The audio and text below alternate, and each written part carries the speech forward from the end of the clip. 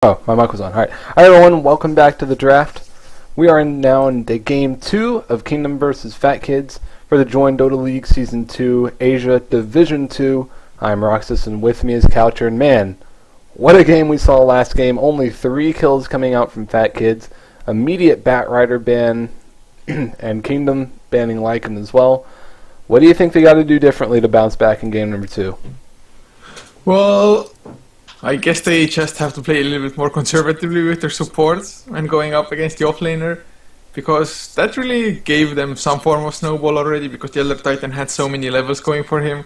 Sure, they won the other lanes as well, but draft-wise, I can't say I really fault them for anything. It was just part of the execution.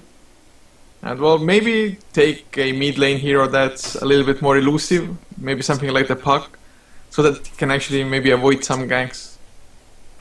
It's possible. Kingdom goes ahead and bans out Viper, interestingly enough. And so that means that they leave Centaur and... what else was banned the last game? Centaur and Invoker are still in the pool. Yeah. Those are the 2 different bans that we saw. Lycan and Nyx were banned last time, so... I did like Fat Kids draft last time. If they wanted to pick up an Invoker now, they could go for it. Invoker's not the most elusive mid, but at least he has Ghost Walk at his disposal. If he goes Crosswise, he's also going to have a little bit more mobility when it comes to that, because he's going to have Tornado at his disposal to buy himself space. He's also just a really, really strong hero.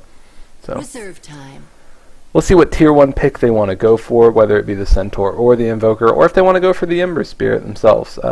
Kingdom did play very well with the Ember Spirit in the last game. Maybe they would like to deny it from them.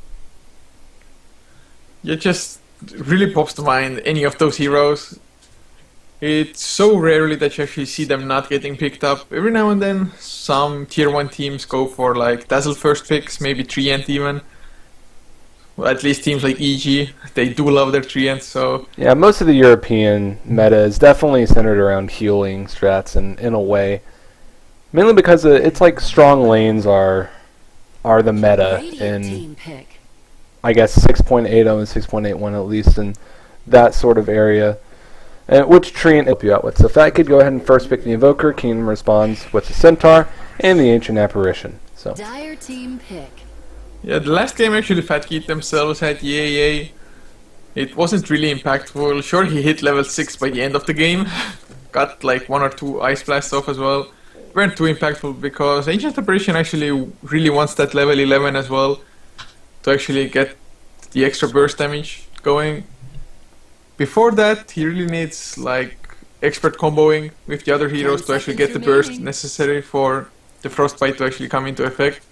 Yeah, at least this time it's in Kingdom's hands, so if the AA was on the other team in that sense, we probably would have seen much more an impact. I don't really think it's the hero in that instance. He just didn't have enough resources, and he did a decent amount of damage with that little farm, so imagine if he's on any sort of equal terms. It's going to be a little bit scary. So Shadow Demon picked up from Fat Kid right away. Very versatile hero.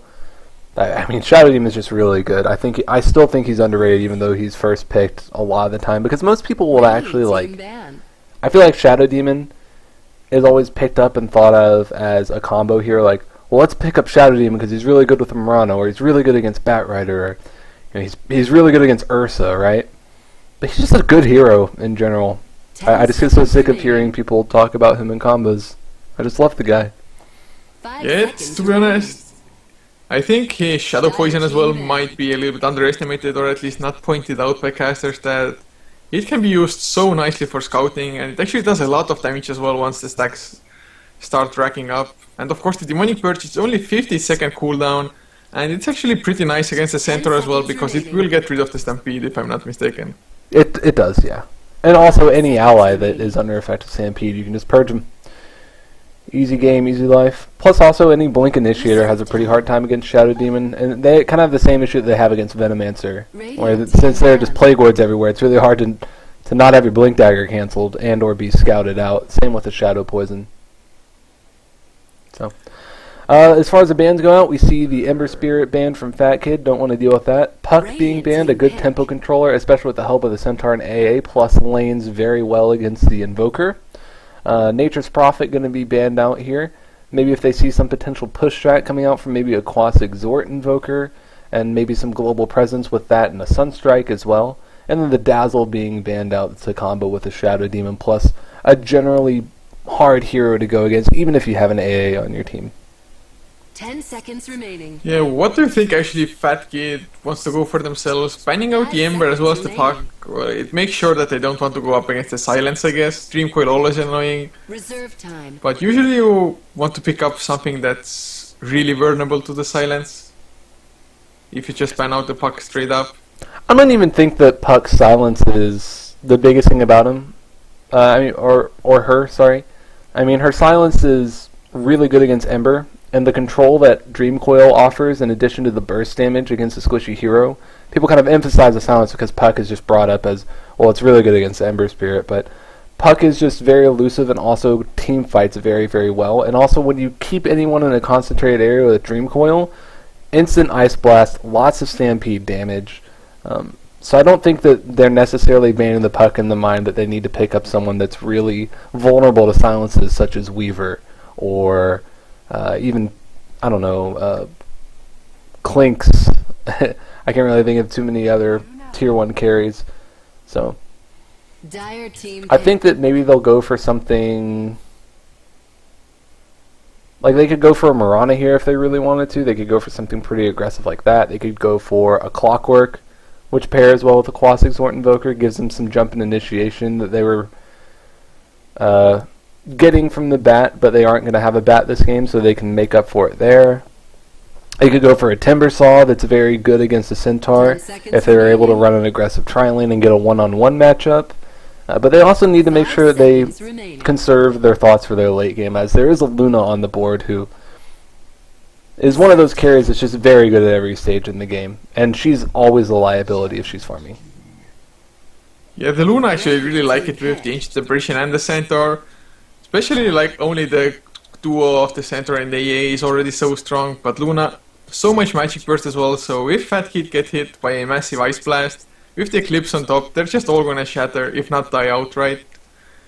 But the Sand King picked up for Fat Kid, so Shadow Demon actually makes sure that the Sand King's only weakness early on, being his low range on the Burrow Strike, it won't be too much of a weakness after all, because the Disruption will buy time for the Sand King to actually come up close. Yeah, absolutely. And so they might abandon the thought of an aggressive tri-lane if, I mean, Shadow Demon, Sand King, Mirana, very, very good.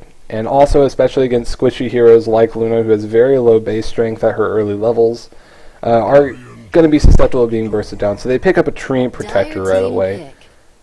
I'm not sure if that's necessarily in response to that, but it allows Centaur in particular to be more aggressive. And also, when you have a super late game carry like Luna, not that she can't come online in the mid game and do a lot of damage, but she's also very, very good late. You're also going to be securing your towers in addition to punishing their towers with pushing with Lunar Blessing whenever you decide to group up and take that objective. So we'll see what they go for. If Fat Kid don't decide to punish this, they at least have one of the supports that can stack and farm the jungles very quickly, so they're going to be making up with some sort of EXP deficit for not being able to punish the Luna pick coming out from Kingdom. And I don't think that they should really try for it, because going into a tree or going into a Dazzle in a sort of tri-lane versus tri-lane circumstance like that always proves to be very difficult and very burdensome. So they do go with the Mirana after all. And they do go for the Mirana after all. With the Shadow Demon and Sand King already in their lineup, I guess the Mirana made perfect sense as a pickup.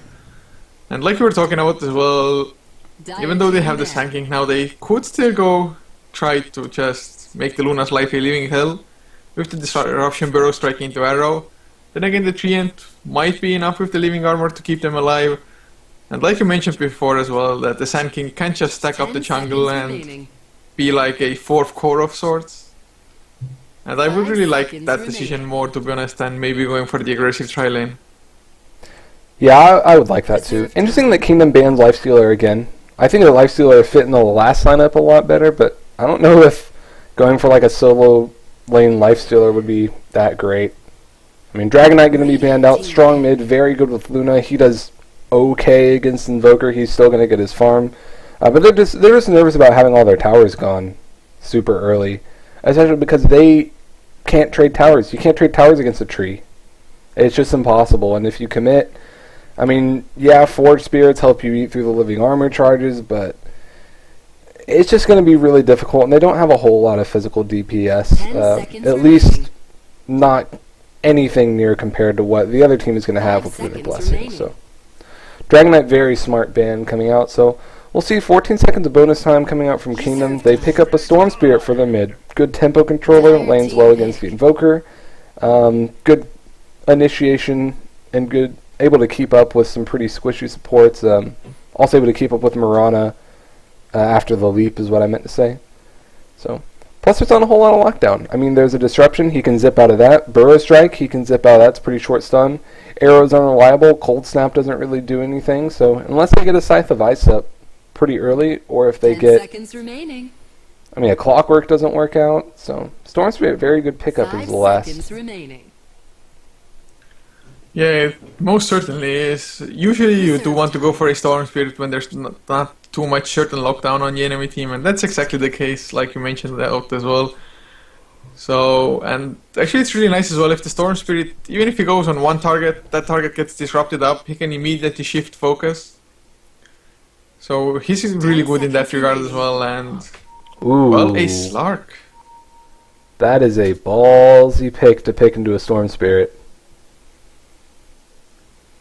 Oh, Fat Kid, I mean, go big or go home. I guess so. I mean, Dark Pact does eat through living armor charges pretty quickly, so there is that. But, I don't know, man, it's going to be tough. Prepare for Oh, battle. I guess the pounce is pretty nice against the Stampede, so even if you use the Stampede or the Stampede gets used to save you globally, you still can't run away from the pounce or the leash coming out from the pounce, so Yeah, it's it's true. decent, I guess. Well, let's go ahead and introduce the teams. Going in the safe lane farming role as the Mirana, it is Fraga. Going in the mid lane as the Invoker, and we're going to have the Jokes. On the support Sand King, it is Killua.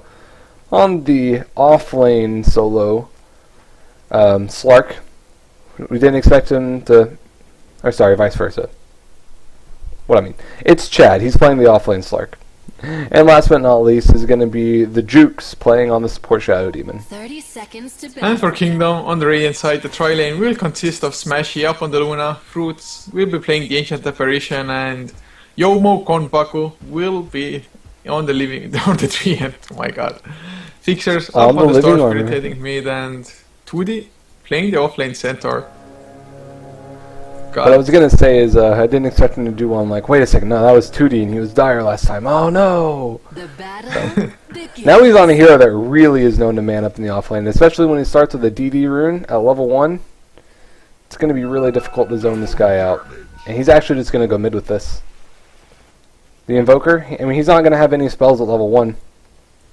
Well, the Storm Spirit did get some pretty decent body blocking going, so it actually might work out, and again, Chokes on the Invoker. Got some body Does he blocking see off his this? own, but He if he doesn't goes see even it. a little out of position. Tree is here as well. He hasn't skilled a point. He's probably going to skill Leech Seed. There he goes. There's a Stomp. Leech Seed. Jokes. Dead at level 1. First Blood. First blood. Going to go to the way of the Treant Protector. I think they were backing off trying to give it to Fixers, and he wanted to be more polite and gave it to the Treant Protector instead. Meanwhile, on the bot lane, Fruit's managing to zone out Chad a bit. We should expect that mostly, but Centaur now got some decent levels. He's a little bit more difficult to zone, even though they have 2 ranged heroes. Their base damage just isn't that great. So I wanted to ask you, what do you think of just a solo offlane Slark? I'm personally not a fan. Yeah, it's just gonna come out a little bit too weak, usually at least. Sure, it can work out every now and then, but he just doesn't get enough levels or the farm to actually be impactful in this game, and the Slark is such a momentum-based hero that I feel like if he doesn't get the ball rolling early, he's just gonna have 0 impact. Yeah, he's certainly not one of those one item and go sorts of heroes such as the Centaurs.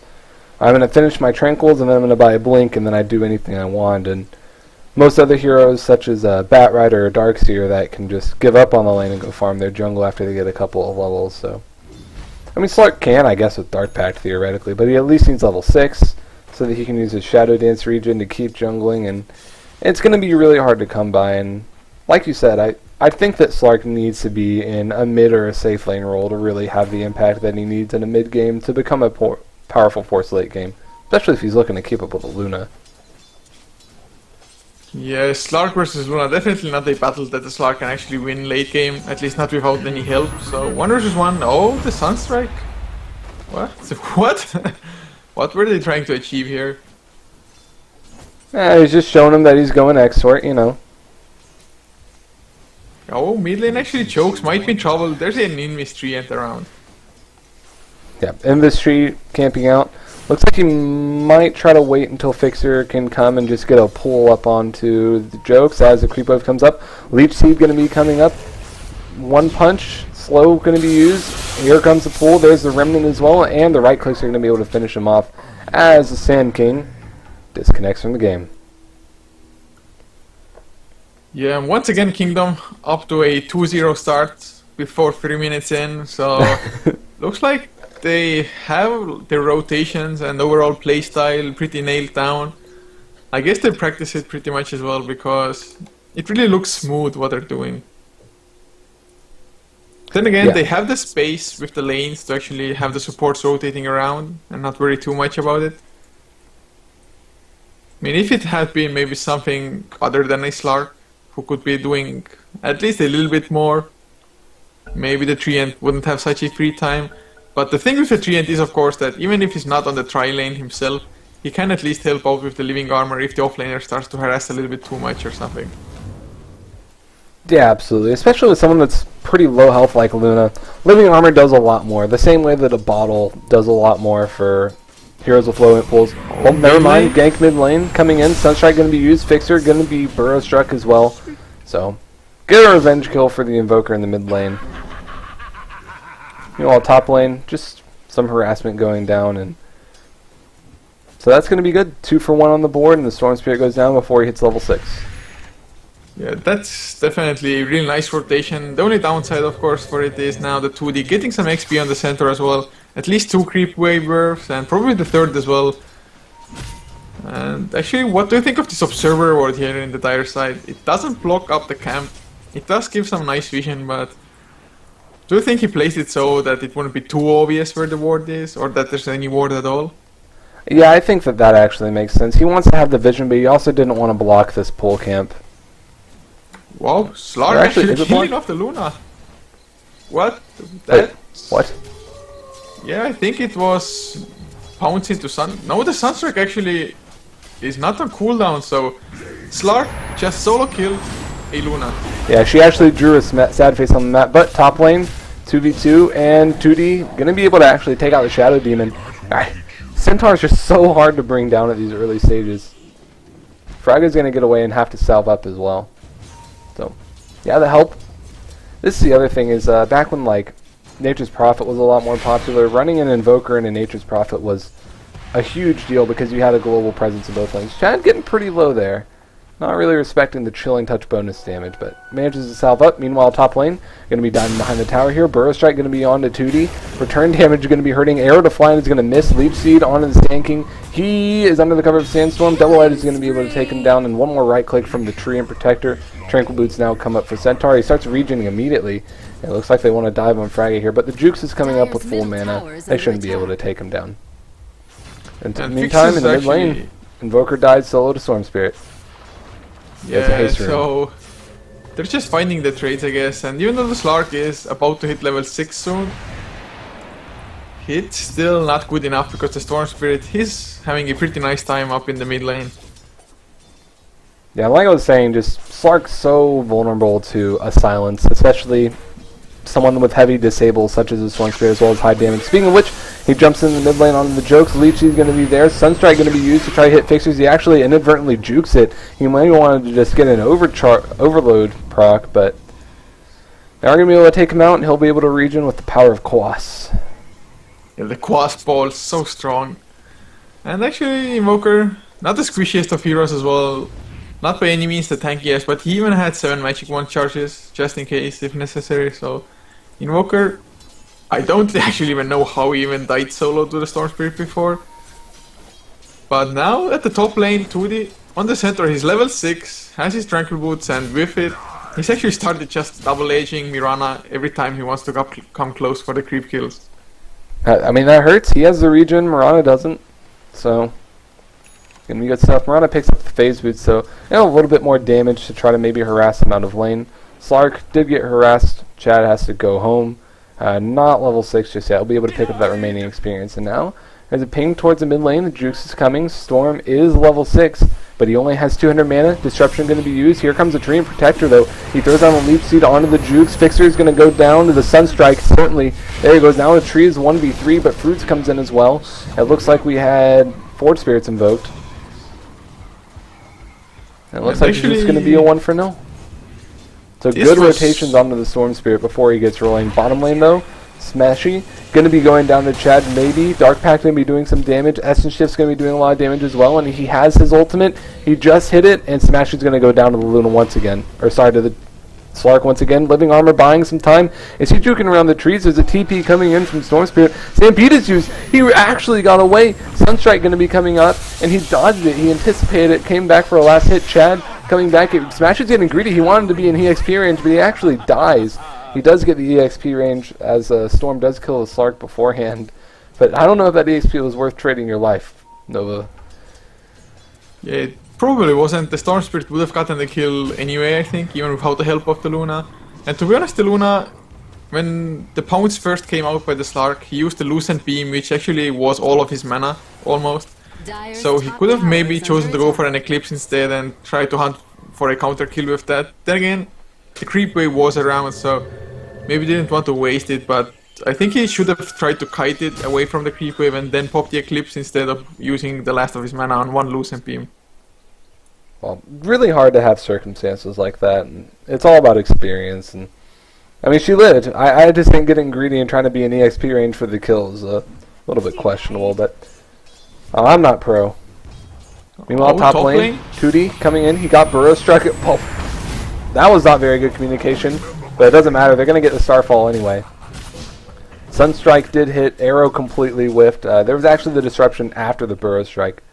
As mid lane, saw something, but is under attack. Bot lane, Slark. Chad is actually trying to man up onto the Treant Protector. He throws the Pounce out. He doesn't have his ultimate. Dark Pact's going to be used. He has a few 6 charges. He goes under the cover of Shadow Dance for a little bit. And he's going to be able to walk away here. Ice Vortex is going to slow him down a tiny bit. But in the meantime, in the bot lane, there was a TP coming in from the Jukes. He's going to be moving in. Chad is just going to regen with his passive and go ahead and go back to lane. Storm Spirit, though, has an Invis Rune. What does he have coming on the courier? Just has a TP scroll. Smashy coming up. He uses the Eclipse completely airballed here. Fixer comes back to try to remedy the circumstance. Manages to get a Vortex. Manages to pull him back and burst him down. But all while this is happening, Sand King finishes up his Arcane Boots. Has been farming the jungle, not participating in any of these kills. And the Mirana has been free farming, has her own bottle. And Centaur working pretty closely towards his blink. Invoker does not go for a minus. Probably going to be going for a Force Staff right away. And Storm Spirit has 1700 gold. He can finish an Oblivion Staff for his Orc and Malevolence if he goes for that. But top lane, we did see a bit of a dive. Moonlight Shadow was used. Arrow going to be flying up. It's going to completely hit. 2D did not make any effort to avoid that. Living Armor going to buy some time, but with the Pounce and the Sunstrike and all 5 members of Fat Kids there, he's going down. Chalk it up as a 7 for 6 as we push the bot lane from Kingdom. Yeah, actually that was so close because 2D almost managed to kill off the Mirana, but the Moonlight Shadow was just activated as the Double H was about to come out by the Centaur. So a little bit unfortunate there, and now Kingdom 7 to 6 the kill score suddenly. It looked like they were gonna have pretty much the exact same game as the first game, but not to be because Fat Kid, they want to fight this, and even though the Slark doesn't have too many items, at least he's level 7. Speaking of Slark, Disruption, Soul Catcher, Sunstrike, Burrow Strike, lots of strikes. All gonna be blowing the Storm Spirit up, so I guess that's the way to get the Storm Spirit. Just kill him before he can even come out of Disruption and zip away. Yeah, that was really nice Burrow Strike timing as well, just about as the Disruption ended. So 7-7 now the kill score, and the burst damage, it's so sick. The Shadow Demon Exort Invoker combination, it just does so much damage with the Soul Catcher on top. Yeah, absolutely. That finishes Invoker's Force Staff as well, so lots of mobility to help against the Centaur chase. So we'll probably see him go into probably like a Necronomicon, or if he decides to go straight for a Scythe of Vice, are the pretty common builds from Quas Exort Invokers these days. If you see Dendy, he'll do something like pick up a Blink Dagger so that he can go solo kill people with Cold Snap and Forge Spirits and try to chase them. But I'm expecting something a little bit more control-based or mana break-based, especially against the Storm Spirit. Yeah, the Necrobook usually is the go-to item for Exort Invokers nowadays. They usually go for a Midas before as well, but then again the Chokes has died 3 times himself, so wouldn't have been the fastest one. And the Force Staff, just the extra mobility for Exort, it always helps. And well, even if you're not Exort, the Force Staff still helps. Just such a great item because you can even save your teammates. Well, I mean, just most people won't go for a Force Staff if they're Wax just because they have such crazy move speed. Top, Ice Blast coming in, Fixer's going to be coming in and zipping, gets the Vortex and gets the Courier as well. Chalk that up as a double. The Courier was delivering something. It was delivering a Force Staff in a bottle. They had Invoker. I had Invoker's Force Staff on it, so the joke's going to be without that for 3 minutes. Very good gank. Very well timed as well. Very patient, waiting for the AA Ice Blast to come in. Yeah, and that's just the potential of that combination coming out. And now there's a blink up on 2D center as well, so it's gonna be even scarier because the Storm Spirit doesn't even need to be involved the next time the Ice Blast is gonna fly. I mean, he could. It's still more damage, right? But yeah, well, it certainly helps. and that's just like why AA is so popular these days. He's so good in lane. Yeah, maybe you attack even slower than you did last patch. Well, hold on. The chill pounces to avoid the Ice Blast, but never mind. Fruits comes in. Burst Strike going to be used. There are 2 TPs. Overgrowth used immediately. The Jukes and the Jokes going to be under cover of the Electric Vortex. Going to be bursted down immediately. Chalk that up as a 2-0. In the meantime, the fight's still going on. Under the cover of Moonlight Shadow, Chad with a haste rune is looking for someone. He's getting pinged out. He doesn't want to get taken out, so not getting greedy there, and 10 for 7 currently on the board. Dire's middle tower is under attack. Yeah, suddenly Kingdom, 3 fast kills in rapid succession. Oh, stun onto Chad as well. Wow. Rip. Dire's middle tower has They didn't even need the Electric Vortex, just a Hoof Stomp, 2.75 second stun, that's all they needed. It's so easy to disrespect the true burst of a Centaur. He blinks and Hoof Stomps you for 250, double edges you for 400. And he can just right-click you while you're disabled. So, and then when you right-click him, you take damage. Isn't that awesome? It's so fun to play against, man. Yeah, the weirdest thing to be honest with me is, oh, the Stampede mid lane. Own it. Yep. Wow. Just, once again, AA Ice Blast combination with Centaur jumping in. He's going for even more mobility. He's going for a Force Staff on this Centaur as well. Not to mention the sustain from the health regen he's going to get. Not to mention the extra mana pool, which is going to help him get maybe one more stomp off in a fight. This is just one mobile big fella. That's going to be packing quite a hard punch. Yeah, and now they have something to even top it all off, like the cherry on the cake, because Orchid is finished on Fixer Storm Spirit. Well, also, bottom lane, Luna going to be disrupted. Oh my god, that damage! At least the Eclipse got off right away. Chad, under cover of Shadow Dance, going to be targeting the Train Protector. Changes his mind, goes for the Ancient Apparition instead. Overgrowth going to use Chad. He's going to go down to the Shadow Poison, but the Tree going to be using the Leaf Seed and his right clicks and taking down Centaur Warner and takes out the Sand King in the process of Jukes. See ya. No Jukes there, and the Jokes is going to be able to get away. His Force Staff is now alive again. He's going to be able to get that. And that was without the Storm Spirit, but did you see that burst just from the Soulcatcher Sunstrike? Holy cow, man. Yeah, well, the case is at the moment they didn't use the Epicenter at least for it, but mid lane, Orchid gonna be used on the Jokes, and Storm realizes he's out of mana and just leaves. Awkward. Sunstrike gonna be used, gonna be a little bit ahead. The Living Armor gonna keep him up, but there's a rotation in Tootie. He's got full mana. He looks like he's coming in. The Jokes. Oh, there's a regen rune. Oh gosh, Swarm with the regeneration rune can kill your whole team. And they decide not to go on Invoker. They move towards Roshan. They're still pestering around, or posturing. Well, they might go with the regeneration. Yep, Storm's going to be using it. He's got about half time left on it. He's just looking for victims. Let's see. I don't think he's going to find anyone. The Regen Rune's going to run out. He's about to hit full mana. And he hits it. So.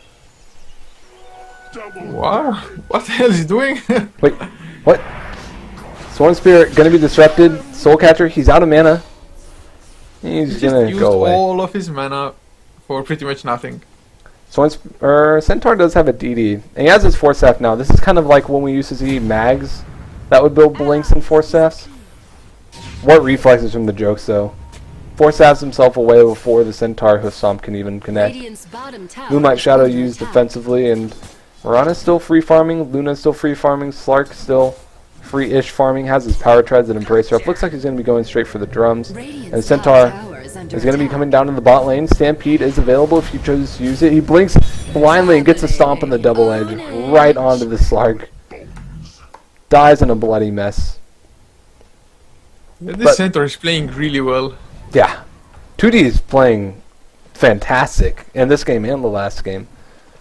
I mean, obviously I haven't seen any of this guy's games before, but I'm very, very impressed from what I've seen in these 2 games so far. Yeah, he's just the playmaker, and actually what I wanted to talk about before already is that even though, sure, Fat Kid inside, they have a ton of burst damage with the Soul Catcher, Exort, Sunstrike coming out already, but even though if they just kill off one hero immediately, the other 4 will come in and Shadow Demon. Speaking of which, 2D comes in, he actually took out the Shadow Demon right away. Overgrowth is going to be used in the middle, it catches 2. Eclipse is going to be used on top of that, but Chad avoids it because of Shadow Dance. A couple of Glaives bouncing off the towers, managing to clean up the Mirana, but now Chad, isolated from his entire team, has managed to be bursted down. That's a 3-for-0. The joke's being pinged out. Are they going to dive him after the tower? He has a Blink Dagger in 1 second, and Force Staff, Blink, Stomp, Double Edge, go for him, Ice Blast, just click, come on. Negative Earn Charge, Living Armor going to be able to keep him with the dive. The tier 2 tower goes down, and that's the other thing. When you have a Luna, every fight you lose turns into a tower gone. Yeah, this really looks like it's gonna be GG pretty damn soon as well. In Fat Kid, they don't even have the best comeback heroes. I mean, the Slark, he really needs the momentum, but it's really hard to actually get it back from the enemy team once they get it. And the Mirana, not the hardest of carries as well, at least not without like 3 or 4 even big items. I feel like Mirana just has an illusion of being a good carry because she does scale well with farm. While Epicenter was channeled, immediately Orchided, Blink, Stomp, Double Edge, Ice Blast takes a double kill. Oops. God. That's just demoralizing the right execution by Kingdom, it's really nice to watch, and they're just using their hero picks as well as their abilities pretty much to their full extent. So yeah, absolutely. So, 1 Rax down, and only 1 tower down for Kingdom currently. Regeneration Rune is spotted bottom, so it looks like they might give Storm an Aegis and a Regeneration Rune, meaning he would essentially have endless mana for an entire team fight, if they decide to use it correctly, but he's just going to bottle that up. It looks like he's picked up a Perseverance. Do you think he's going for a Lincoln Sphere, or if he's going to go for a Bloodstone? Well, with the advantage they have, maybe even a Bloodstone, just tank it up a little bit, because the Lincolns, what would it be too good for? I mean, I guess for the Barrow Strike, Demonic Purge maybe, but he doesn't care too much about the Demonic Purge, I think. Cold Snap, I guess. Yeah, it's... I guess the only initiation that is reliable is single target. Disruption, Cold Snap, and Demonic Purge and Burrow Strike are the only 4 spells that can really lock him down. Then like a Sheep Stick whenever those come up.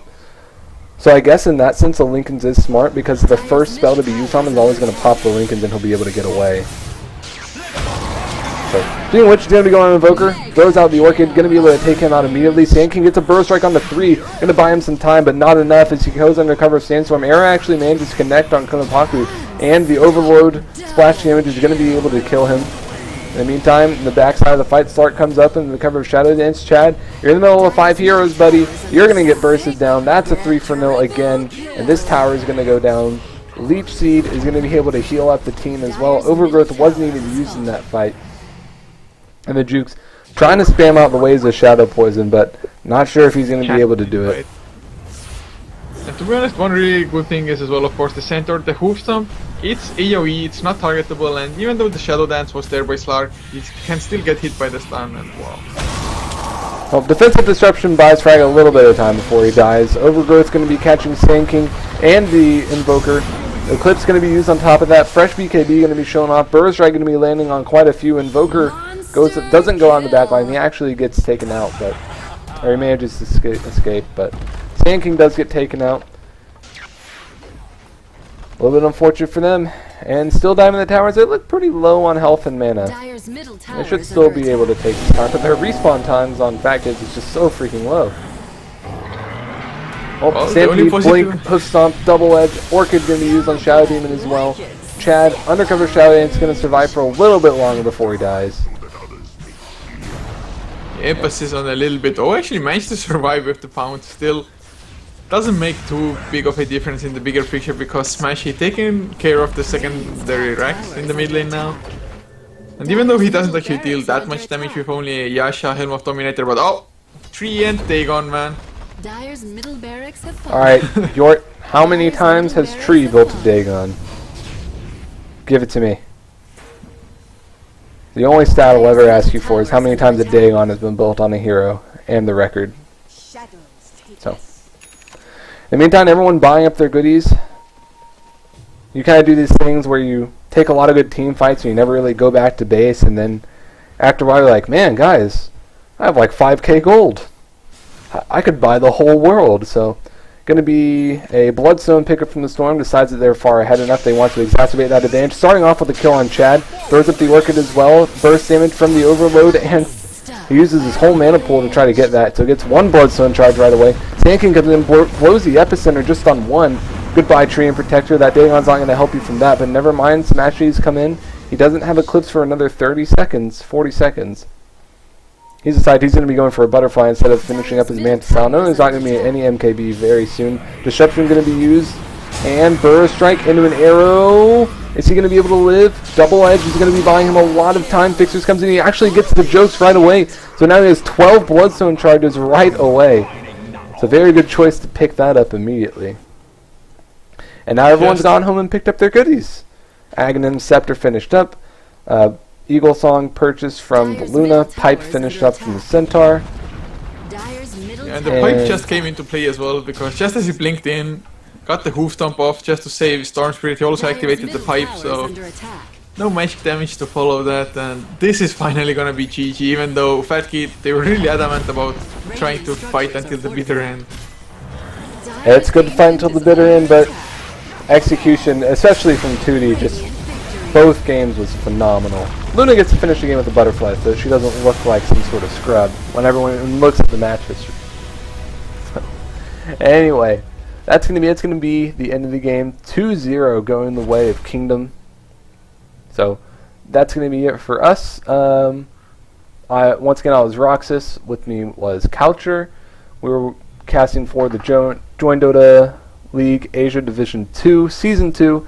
So if you like that, go ahead and check that out at joindota.com. If you like any of our content, go ahead and follow us on Twitch, YouTube, Twitter, all the other social media plugins that you see on the site that you're watching currently. And for me, my Twitter account is CallMeRoxas. If you like my casting or hate my casting, feel free to tell me there. And for Coucher, where can they find you, buddy? Yeah, it's at Coucher on Twitter. Pretty much the same as you. All Hate right. me or love me. Give me some feedback. I hate you too, buddy. Don't worry. Yeah, I don't. Not a care in the world about it. I'm just in my happy own little world. Fair enough. All right, everyone. So looks like we're gonna have another game, I think at 1800 CET. So on this channel, if you are around then, feel free to tune in for some good games. And if not, have a good one and have a fun in the meantime. See you later. Thanks.